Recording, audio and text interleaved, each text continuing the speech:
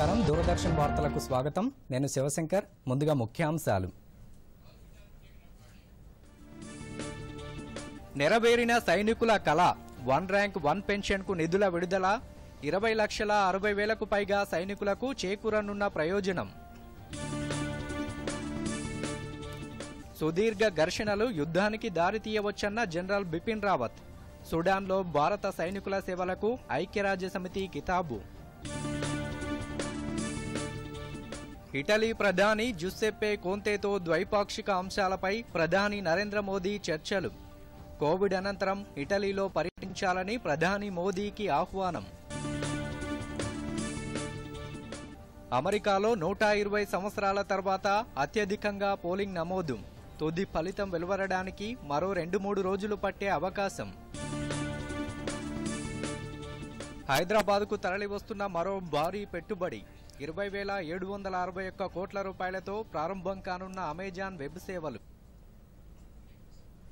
ఇక వివరాలు.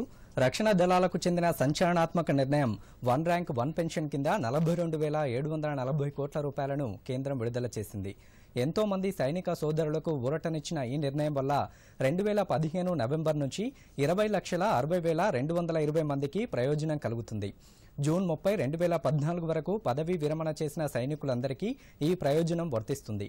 ఒకే స్థాయిలో పదవీ విరమణ చేసిన వారికి ఒకే రకమైన పెన్షన్ ఉండాలని సైనిక వర్గాలు 45 సంవత్సరాలుగా చేసిన డిమాండ్కు ఇప్పుడు ఒక రూపం వచ్చింది. ఇకపై ప్రతి సంవత్సరం ఈ చెల్లింపునకు 7,123.38 కోట్ల వ్యయం అవుతుంది. ఈ లబ్ధిదారులందరికీ 7వ వేతన సంఘం సిఫార్సులకు అనుగుణంగా పెన్షన్ను నిర్ణయిస్తారు. ప్రధాని నరేంద్ర మోదీ ఇటలీ ప్రధాని జుస్సెప్పే కోంతేతో ద్వైపాక్షిక అంశాలపై చర్చలు జరిపారు. వీడియో కాన్ఫరెన్స్ ద్వారా జరిగిన ఈ చర్చల్లో రెండు దేశాల మధ్య కొనసాగుతున్న పరస్పర సహకారంపై సమీక్ష జరిగింది.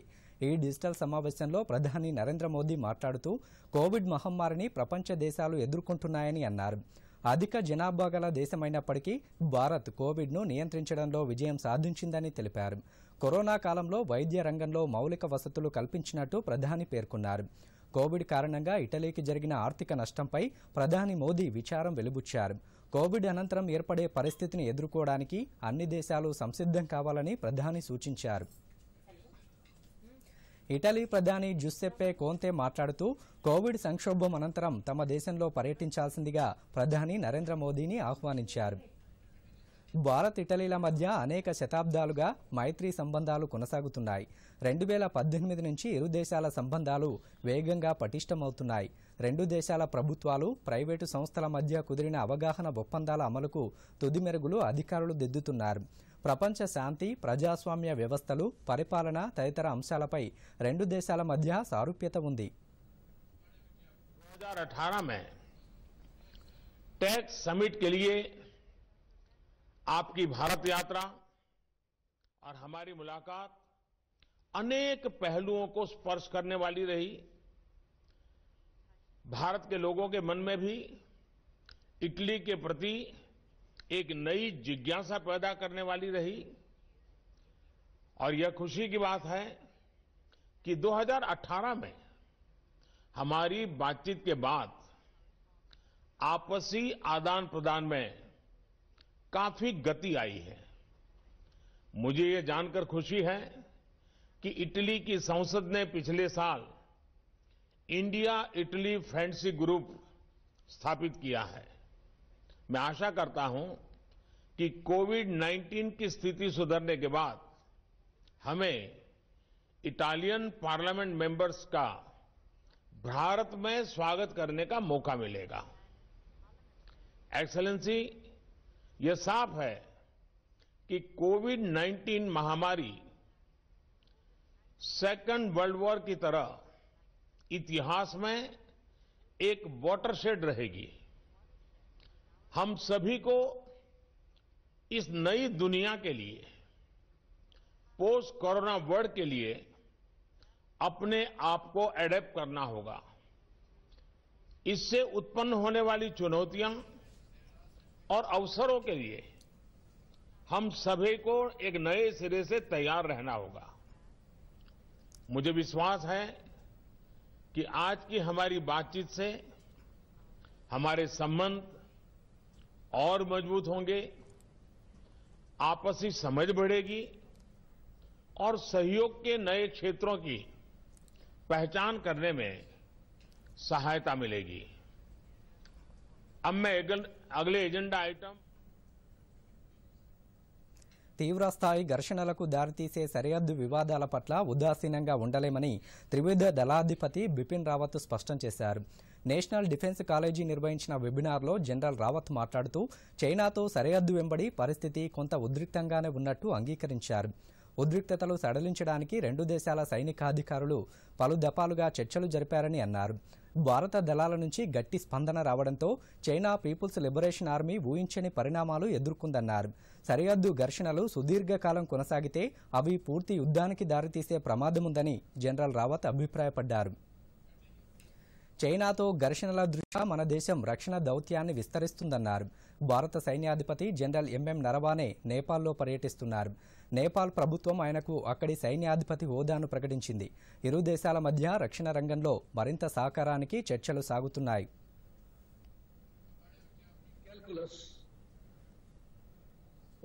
Border confrontations, transgressions and unprovoked tactical military actions spiraling into a larger conflict cannot therefore be discontinued.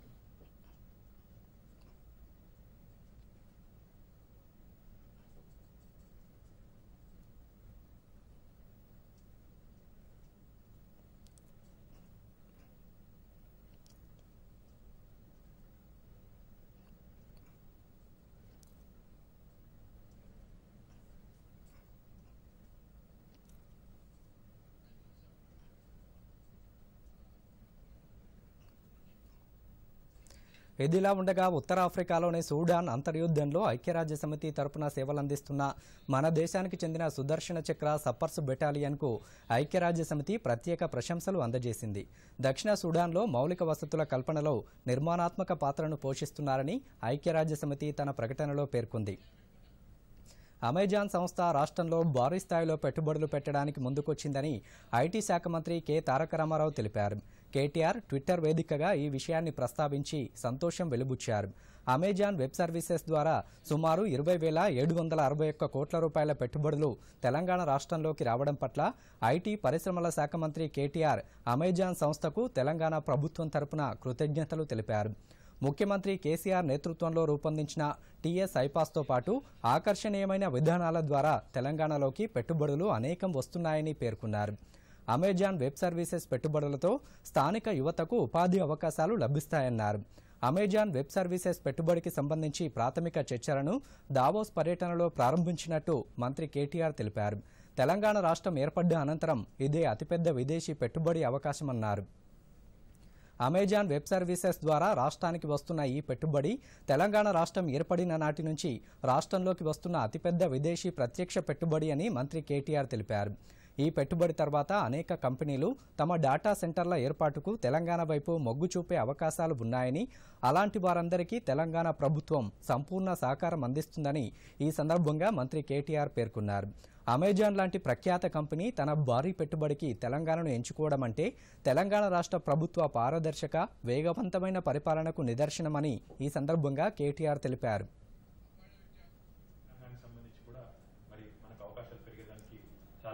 మార్గం సుగమమైంది.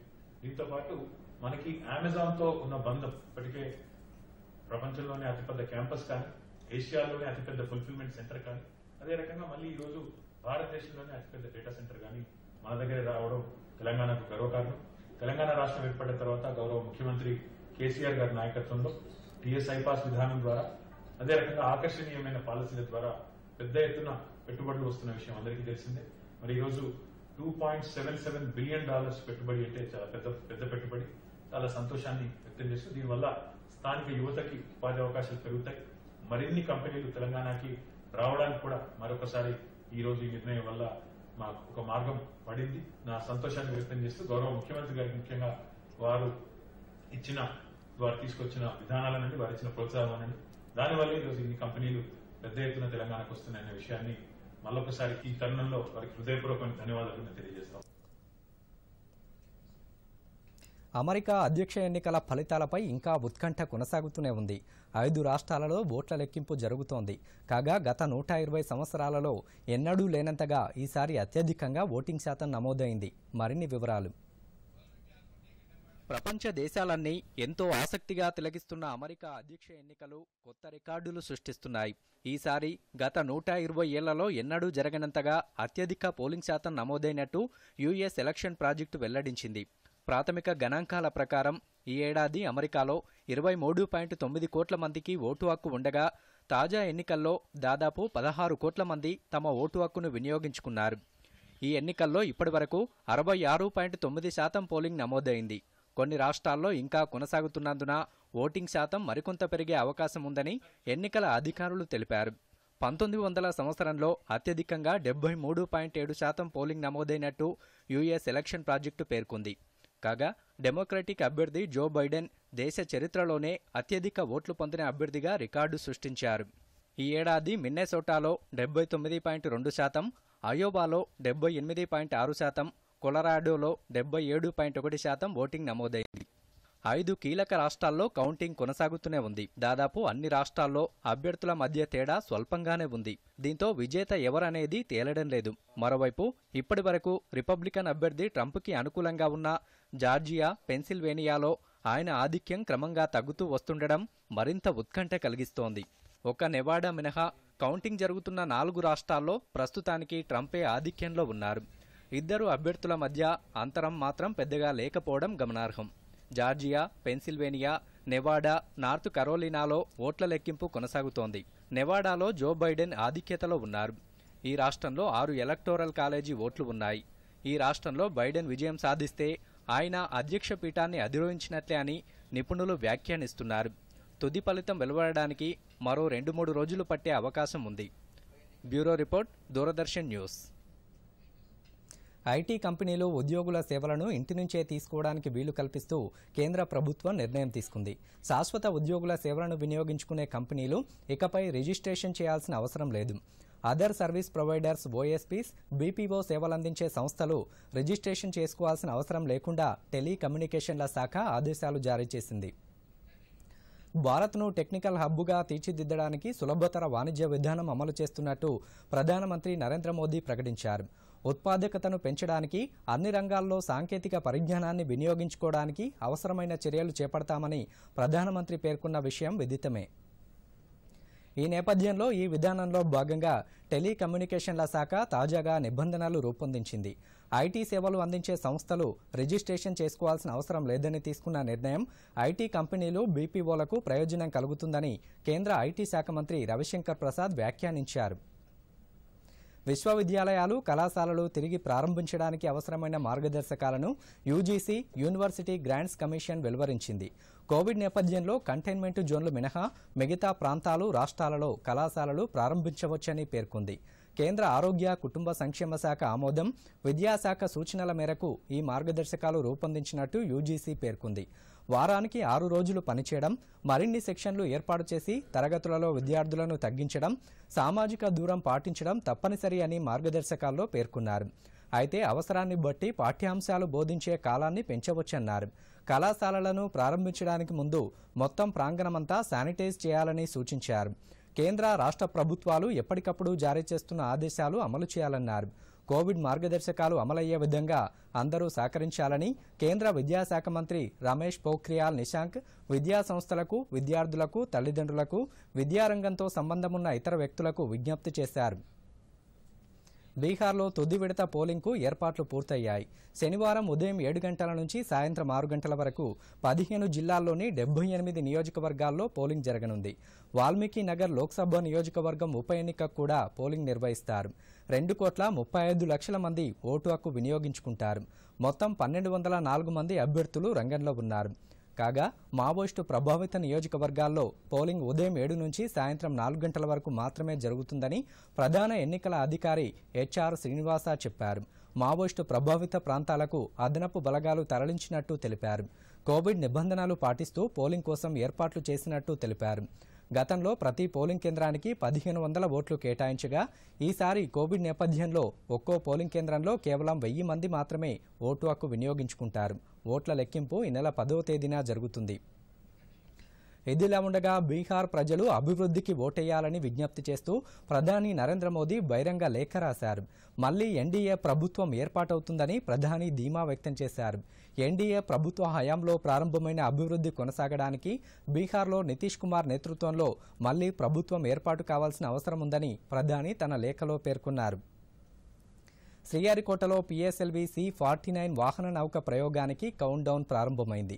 శుక్రవారం మధ్యాహ్నం 1:02 ప్రారంభమైన కౌంట్ డౌన్ 26 గంటల పాటు కొనసాగుతున్న 2 నిమిషాలకు ఇస్రో శాస్త్రవేత్తలు PSLVని ప్రయోగిస్తారు.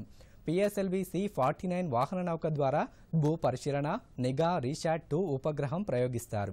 ఈ ఉపగ్రహం ద్వారా 51 విద్యా విషయక ఛానళ్లు అందుబాటులోకి వస్తాయి. 10 విదేశీ ఉపగ్రహాలను కూడా PSLV అంతరిక్షంలో ప్రవేశపెడుతుంది. కోవిడ్ నేపథ్యంలో ఫిబ్రవరి అనంతరం ఇస్రో చేపట్టిన మొదటి ఉపగ్రహ ప్రయోగం ఇదే.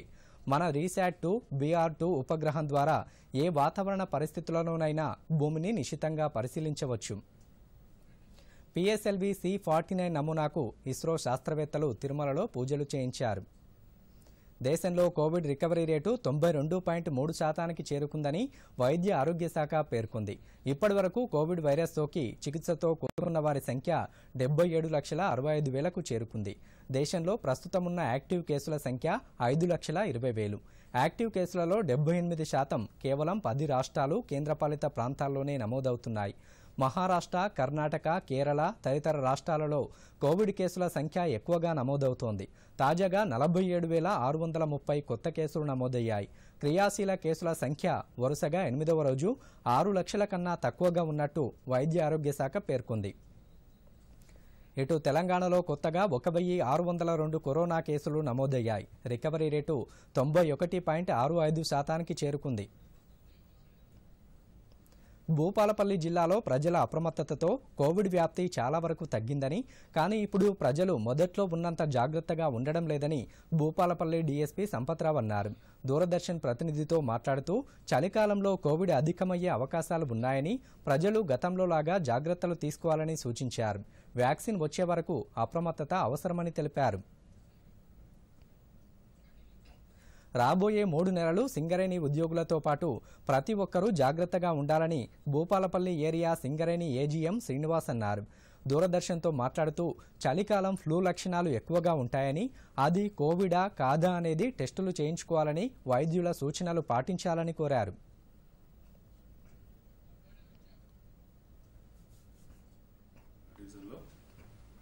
ప్రజలు ఇంకా కొంత అజాగ్రత్తగా ఉన్నట్టు తెలుస్తున్నది. ఇంతకుముందు ఉన్నంత అప్రమత్తంగా ఉండట్లేదు. కేసులు తగ్గుతున్నాయని చెప్పి కొంచెం నెగ్లెన్స్ ఉంటున్నారు. సోషల్ డిస్టెన్స్ మెయింటైన్ చేయట్లేదు. ఇప్పుడు వచ్చేది చలికాలము. ఈ 3 months కూడా చాలా ఇంపార్టెంట్. కాబట్టి ప్రజలు తప్పకుండా మాస్క్ను పెట్టుకోవాలి. రెండవది హ్యాండ్ వాష్ చేసుకోవాలి. మూడవది సోషల్ డిస్టెన్స్ అని మెయింటైన్ చేయాలి. ఫంక్షన్ల గిట్ట గుంపులు పోతున్నారు, అందరూ ఒకటే దగ్గర జమ అవుతున్నారు. అది వెరీ ఇంపార్టెంట్ ఇప్పుడు అన్ని. ఎందుకంటే పండుగల సీజను, రెండవది ఎక్కువ మ్యారేజెస్ ఫంక్షన్స్ ఉన్నాయి. కాబట్టి ప్రజలు తప్పకుండా అప్రమత్తంగా ఉండాలి. ఓల్డ్ ఏజ్ వాళ్ళకు ఇంకా ఇబ్బంది అవుతుంది. ముఖ్యంగా ఈ న్యూమోనియా, ఈ చలికాలం న్యూమోనియా కానీ, కాఫ్, ఇటువంటి లంగ్స్ డిసీజ్ వచ్చే ఎక్కువ అవకాశం ఉంటుంది. లంగ్స్ డిసీజ్ పాటు కరోనా వైరస్ పాజిటివ్ కేసులు అయితే వాళ్ళు సీరియస్ కావడానికి ఆస్కారం ఉంటుంది. అందరికీ చేస్తున్నాము. కేసులు మాత్రం ఎందుకు చేయట్లేదు కానీ అవేర్నెస్ ఎక్కువ తీసుకొస్తున్నాము ప్రజల్లో. వాళ్ళకైనా ఫంక్షన్లప్పుడు కూడా మేము అవేర్నెస్ కూడా అలా తీసుకొస్తున్నాము.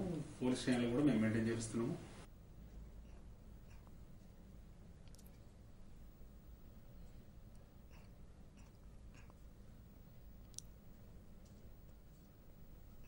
కరోనా నియంత్రణకు సింగరేణి యాజమాన్యం అన్ని రకాల చర్యలు తీసుకుంది. ఈ కరోనా మహమ్మారి మనందరికీ తెలిసిందే. మనము అందరం కలిసి, సింగరేణి అధికారులు అందరూ కలిసి కరోనా మహమ్మారిని కట్టడి చేశారు. మనందరం కూడా గర్వంగా చెప్పుకోదగ్గ విషయం ఏంటంటే 3 రోజుల నుంచి సింగరేణి భూపాలపల్లి ఏరియా ఉద్యోగులు ఒక్కరికి కూడా పాజిటివ్ రాలేదు. అప్పటికి కూడా మరి మనం ఎప్పుడు కూడా నెగ్లెక్ట్ చేయొద్దు. ఇంకా సెకండ్ వేవ్ వస్తుంది అని మన ఎక్స్పర్ట్స్ చెప్తున్నారు. సెకండ్ వేవ్, థర్డ్ వేవ్ అని. ఢిల్లీలో ఆల్రెడీ సెకండ్ వేవ్ స్టార్ట్ అయింది. కేరళలో కూడా ఆల్రెడీ సెకండ్ వేవ్ స్టార్ట్ అయింది. కాబట్టి ఉద్యోగులకు వారి కుటుంబ సభ్యులకు నా విజ్ఞప్తి ఏంటంటే ఇప్పటికి కూడా మళ్ళీ మీరు జాగ్రత్తలు అన్ని తప్పనిసరిగా తీసుకోవాల్సిందే, మాస్క్ పెట్టుకోవాల్సిందే, శానిటైజర్ వాడాల్సిందే, హ్యాండ్స్ వాష్ చేసుకోవాల్సిందే, సోషల్ డిస్టెన్స్ ఫాలో కావాల్సిందే. ఇంకా కరోనా మహమ్మారి భూతం అనేది మన వెనకాలనే ఉంది. కాబట్టి దయచేసి ఉద్యోగులు వారి కుటుంబ సభ్యులు అందరూ కూడా ఎప్పుడు కూడా నెగ్లెక్ట్ చేయొద్దు. ఇంకా ఇప్పుడే కరోనా పోయింది అనుకోవద్దు. మాబులో ఎక్కువ తిరగకూడదు. జనంలో ఉన్నప్పుడు దూరాన్ని పాటించాలి, మాస్క్ కంపల్సరిగా పాటించాలి. కేంద్ర ప్రభుత్వం 2015లో ప్రారంభించిన బేటీ బచావో బేటీ పడావో పథకం జగిత్యాల జిల్లాలో ఐసీడీఎస్ ప్రాజెక్టు ద్వారా అమలవుతోంది. ఆడపిల్లల జననాలను ప్రోత్సహించడం, మహిళల సాధికారతను సాధించడం ఈ పథకం లక్ష్యం. జగిత్యాల ఐసీడీఎస్ అధికారి డాక్టర్ నరేష్ మాట్లాడుతూ కలెక్టర్ సహకారంతో లింగ నిర్ధారణ పరీక్షలు జరగకుండా చర్యలు తీసుకుంటున్నామని తెలిపారు. బాల్య వివాహాల వల్ల జరిగే నష్టాలపై ప్రజల్లో అవగాహన కల్పిస్తున్నామన్నారు.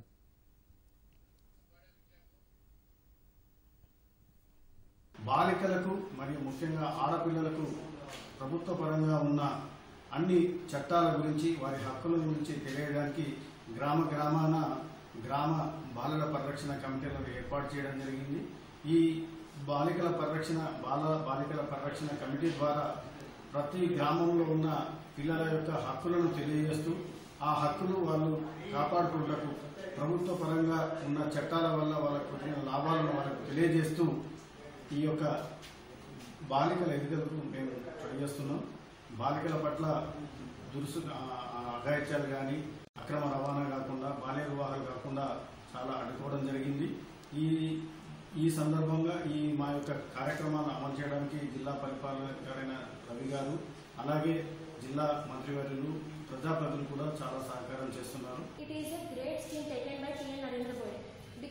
పలువురు విద్యార్థినులు మాట్లాడుతూ మగపిల్లలతో సమానంగా తమకు అవకాశాలు కల్పించాలని కోరారు. ఆడపిల్లలపై అత్యాచారాలకు పాల్పడే వారిని కఠినంగా శిక్షించాలన్నారు.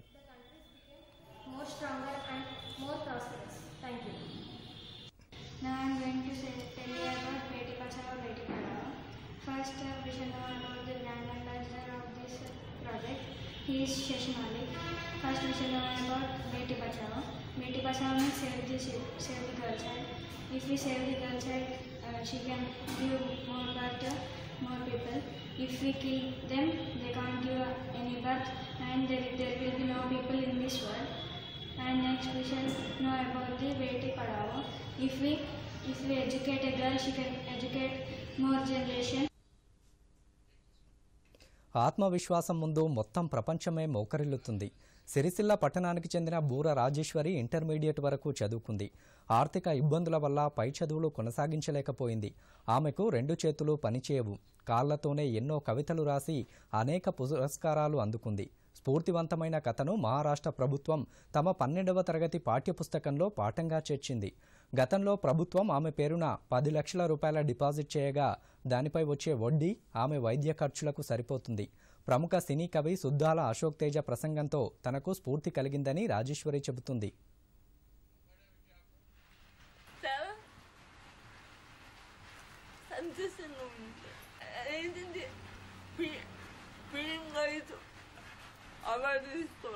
మాకు నా బిడ్డకు నాకు ఒక డబల్ బెడ్రూమ్ కనీసం పత్రాలు వేసినా సరే అందులో ఉంటాం.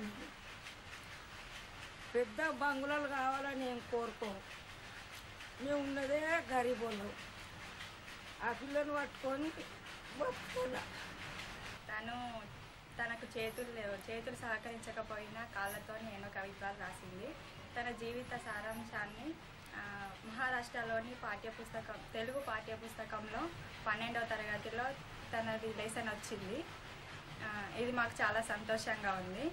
తనకి హెల్త్ బాగాలేకపోయినా, అది మెడలు సరిగ్గా లేకపోయినా కానీ తను ఎన్నో కవితలు రాసింది. తనకి ఒకటే కోరిక ఉంది, ప్రధానమంత్రి గారి చేతుల మీదుగా అవార్డు అందుకోవాలని చాలా ఆశపడుతుంది.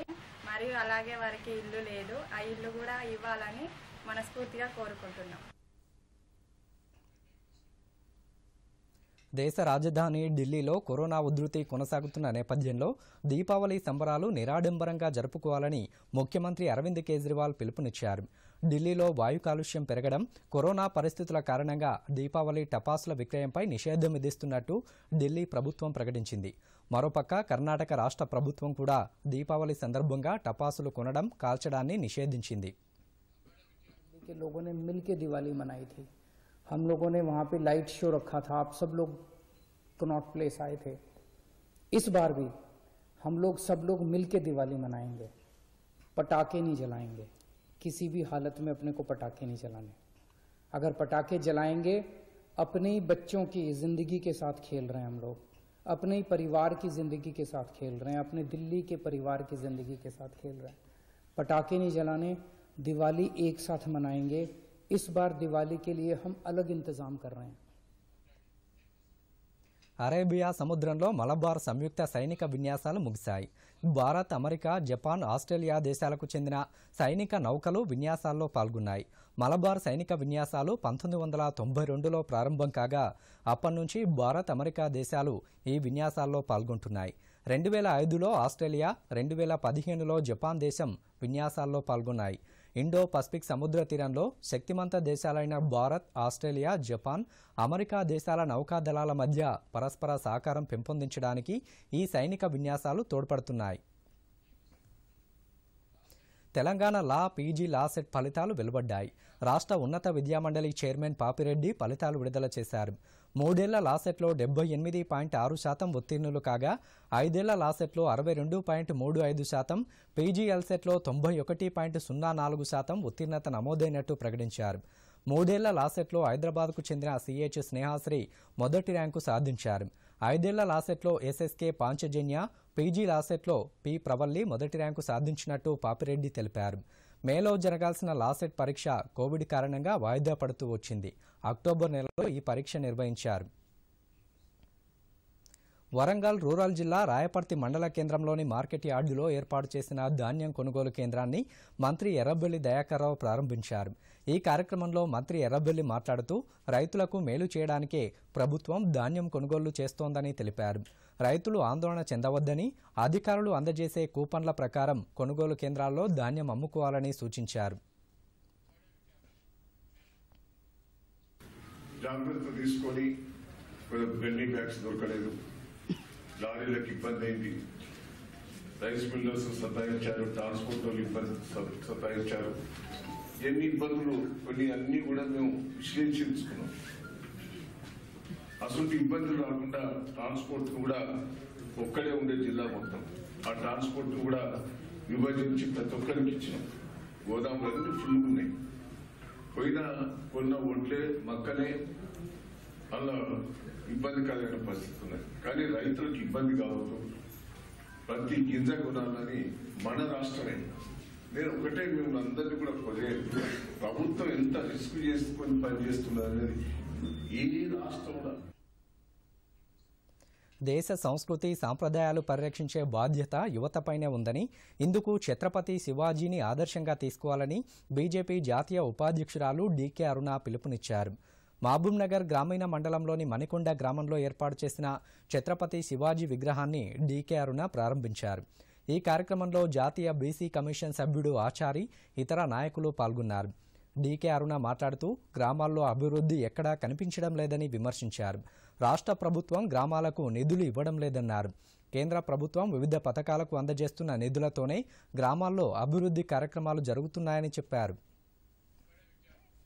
అసలు డబ్బుతో ఏదైనా చేయొచ్చు, డబ్బు ఉంటే చాలు.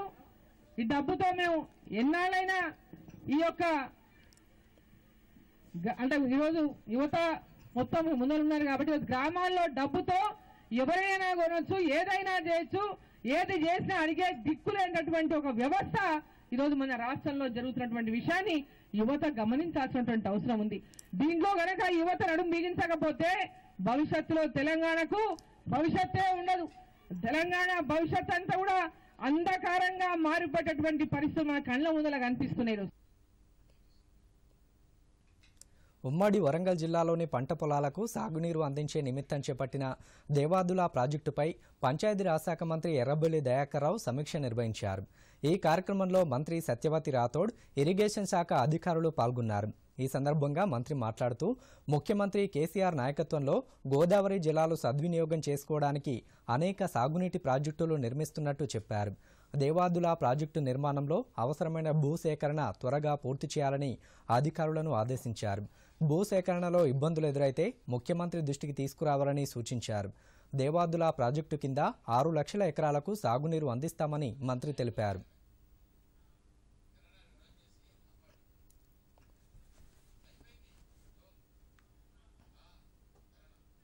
అతి వేగంగా వ్యాపిస్తుంది. అతి దగ్గరగా నిలబడి తుమ్మినా, దగ్గినా, మాట్లాడినా లాలాజల బిందువులు మార్పిడి జరిగి వైరస్ శరీరంలోకి ప్రవేశిస్తుంది.